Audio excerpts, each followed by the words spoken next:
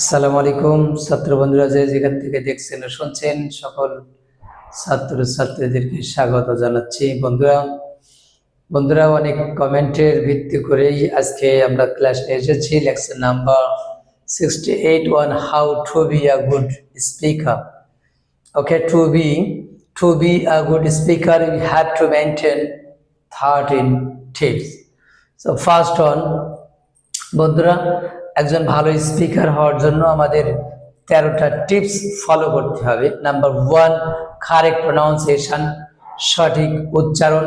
According to IPA you have to know the pronunciation rules. আমাদের IP অনুযায়ী সঠিক উচ্চারণের নিয়মগুলো আমাদেরকে জানতে হবে। বন্ধুরা, সিকোয়েন্স, ধারাবাহিকতাভাবে কোনটার পরে কোনটা বসবে এটা আমাদের জানতে হবে।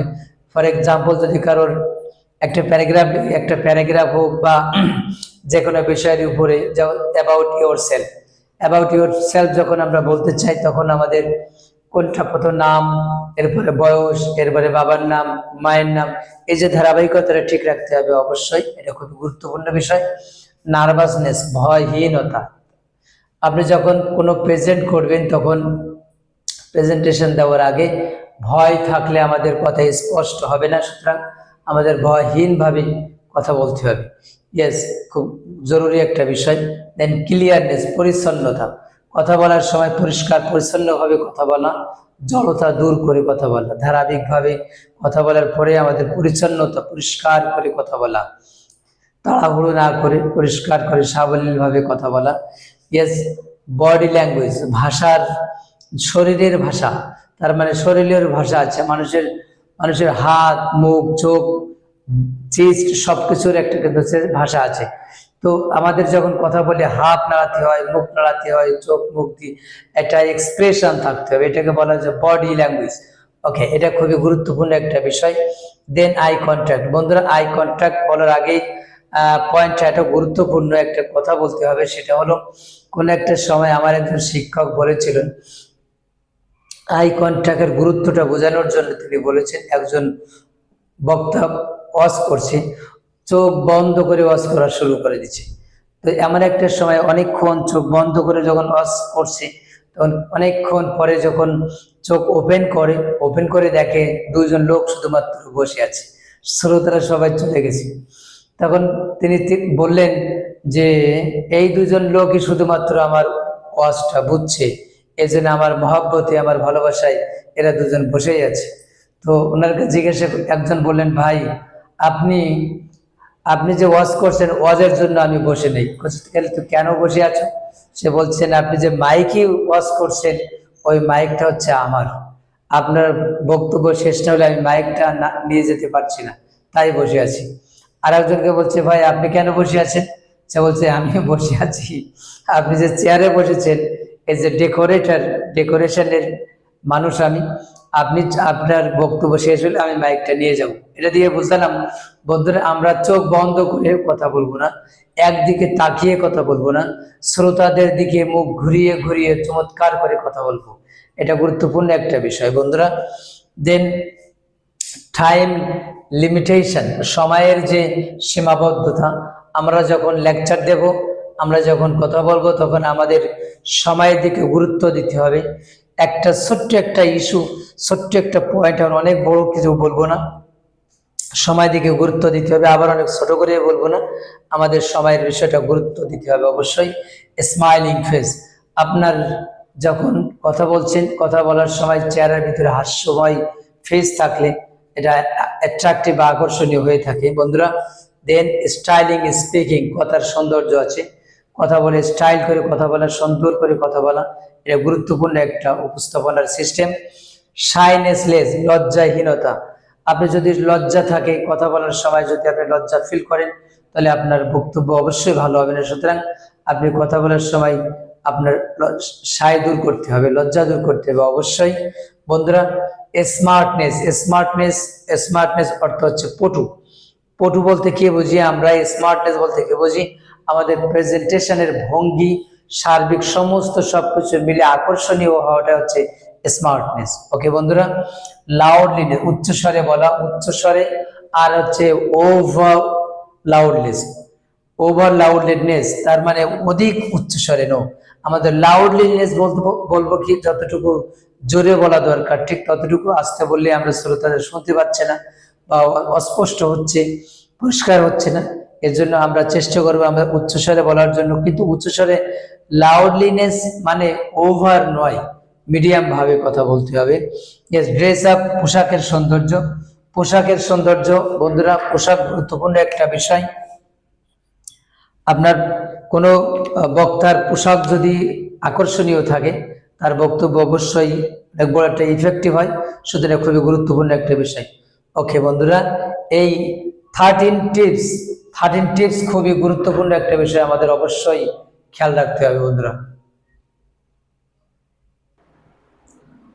How to present myself, example দিতে পারি আমরা একটা প্রেজেন্টেশনের এক্সাম্পল আমরা যে হাউ টু প্রেজেন্ট মাইসেলফ, কিভাবে আমরা মাইসেলফ প্রেজেন্ট করতে পারি, কিভাবে আমরা মাইসেলফ প্রেজেন্ট করতে পারি বন্ধুরা। দেখেন, প্রথমত সালাম দিতে হবে।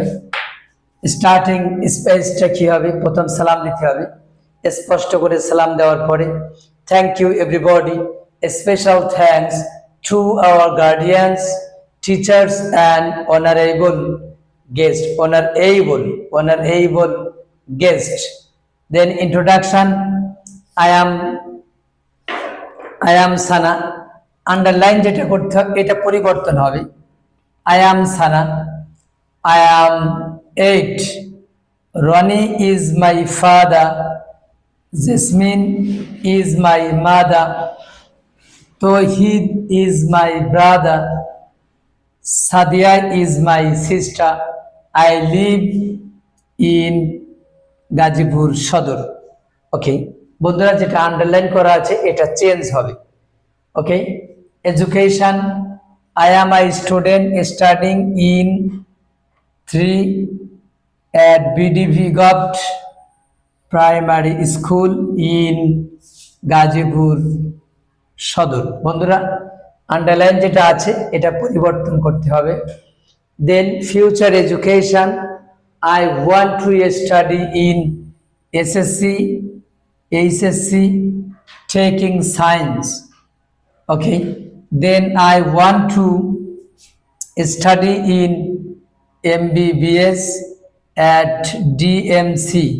Then finally, I want to go abroad for research in medical science. Okay বন্ধুরা, আমরা এখানে আন্ডারলাইন করেছি সানা মেডিকেল সায়েন্সে পড়বে, তার পরিচয় প্রথম যে ইন্ট্রোডাকশন পরিচয়, I am Sana, I am 8, Rony is my father, Jasmine is my mother, Tohid is my brother, Sadia is my sister, I live in Gazipur সদর।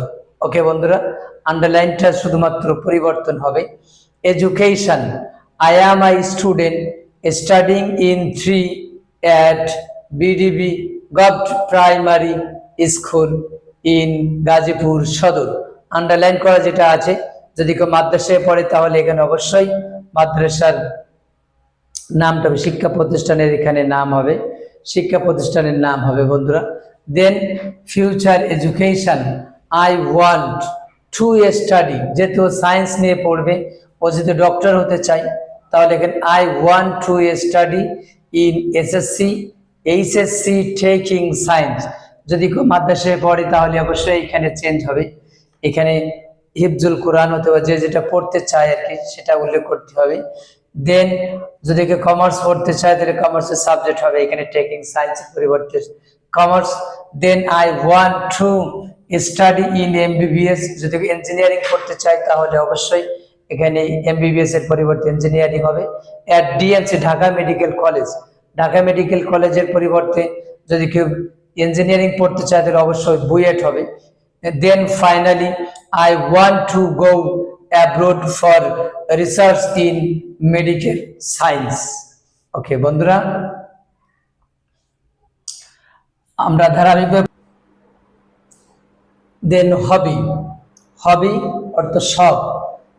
I have some hobbies like traveling, shopping, etc. এখানে দুইটা ট্রাভেলিং, শপিং, যে কোনো দুইটা দিয়ে আপনি ইটিসি দিতে হবে। দেওয়ার পরে but drawing is my favourite hobby, এখানে ড্রয়িং এর পরিবর্তে যার যে শখ আছে সে সেটা দিবে। ওকে, দেন লাইকিং, অ্যাটলিস্ট দুইটা পয়েন্ট খুবই জরুরি লাইকিং এর ভিতরে। একটা হচ্ছে ফেভারিট পারসন, হযরত মুহাম্মদ সাল্লাল্লাহু আলাইহি সাল্লাম is my favourite person, favourite person. Then red is my favorite color. Red is my favorite color. Yes, aim in life to become an amazing doctor. To become an amazing doctor is my aim in life. বন্ধুরা, এখানে যদি কেউ international scholar হতে চায়, অবশ্যই to become an international Islamic scholar is my aim in life. Then dream, to become a good person is my dream, ভালো একজন মানুষ হওয়া আমার স্বপ্ন। My last and final dream is to set up medical, যেহেতু সে doctor হতে চাই, এই জন্য তার ড্রিমটা হলো, ফাইনাল ড্রিমটা হচ্ছে একটা মেডিকেল তৈরি করা। যদি কেউ ইসলামিক স্কলার হতে চায় তাহলে এখানে টু সেট আপ আ মেডিকেলের পরিবর্তে ইঞ্জিনিয়ারিং ফার্ম। ওকে বন্ধুরা, এন্ডিং স্পেস যখন বলা শেষ হবে, এটা হচ্ছে সামাজিক কার্যক্রমের ভিতরে শেষের যে পয়েন্টটা আছে, ভালো মানুষ হওয়ার পরে আমি সমাজের জন্য একটা মেডিকেল তৈরি করতে চাই, এটা হচ্ছে লক্ষ্য, সামাজিক কাজ, সোশ্যাল ওয়ার্ক। ওকে বন্ধু, আমরা এখানে এন্ডিং স্পেসটা কি হতে পারে? Thanks all, please pray for me so that I can reach my goal. Then এটা বলার পরে আপনি সালাম দেন, আসসালামু আলাইকুম রহমতুল্লাহ। ওকে বন্ধুরা, এটাই ছিল আমাদের প্রেজেন্টেশন অ্যাবাউট মাই সেলফ সম্পর্কে, how to be a good speaker. আমরা এভাবেই মূলত একজন ভালো স্পিকার হতে পারি, এভাবেই এক্সাম্পল দিয়েছি আমরা, how to present my self, কিভাবে আমরা মাই সেলফ লিখতে পারি। বন্ধুরা, তো এই পর্যন্তই আজ। সবাই ভালো থাকবেন, সুস্থ থাকবেন এবং লাইক, শেয়ার, কমেন্ট করে আমাকে উৎসাহিত করবেন। বন্ধুরা ভালো থাকবেন সবাই। আসসালামু আলাইকুম ওয়া রাহমাতুল্লাহি ওয়া বারাকাতুহু।